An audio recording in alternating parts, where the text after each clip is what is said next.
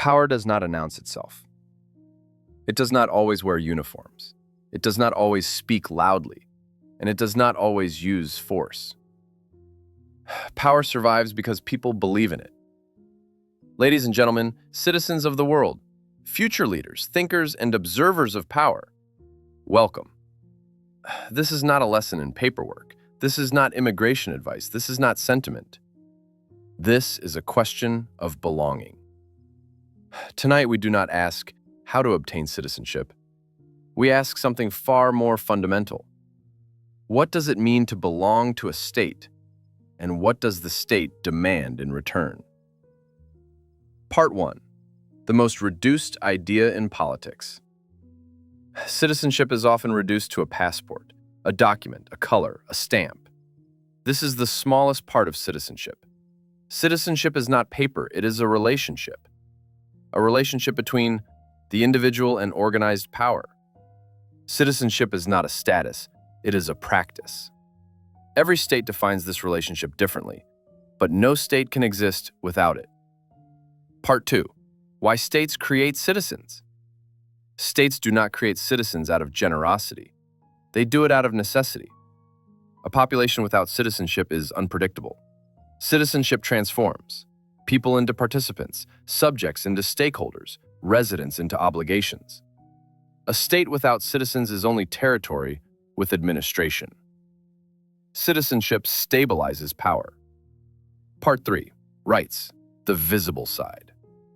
Rights are the most visible part of citizenship. Voting, speech, protection, access. Rights create loyalty by offering security. They tell the citizen, you are seen, you are recognized. Rights are promises made by power to the governed. But rights alone do not define citizenship. Part 4. Duties, the hidden foundation. Every right has a shadow. Duty, obedience to law, taxation, defense, compliance. These are rarely celebrated. Yet without duties, rights collapse. Citizenship without duty is consumption, not belonging. This is why states speak of rights and enforce duties. Part 5. The exchange. Citizenship is an exchange. The state offers protection, recognition, inclusion. The citizen offers loyalty, obedience, participation. When this exchange feels balanced, citizenship is stable. When it feels broken, citizenship becomes hollow. Part 6. Identity, the most powerful element. Identity is where citizenship becomes emotional. Language, history, symbols, narratives. States invest heavily here because identity outlives law. You can revoke documents. You cannot easily revoke belonging. This is why identity is politically dangerous. Part 7. Exclusion and the edge of citizenship. Every definition of citizenship creates outsiders. Non-citizens, second-class citizens, conditional citizens. This boundary is deliberate. It defines who deserves protection and who does not. Citizenship is as much about exclusion as it is about inclusion. Power always draws lines. Part 8. When citizenship fails. Citizenship fails when people no longer feel represented.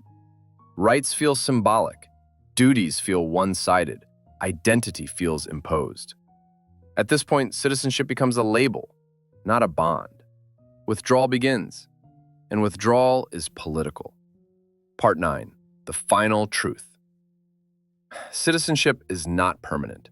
It must be maintained. A state that demands loyalty without dignity will eventually lose both. People do not abandon states, they abandon relationships. Citizenship survives only when power remembers who it depends on.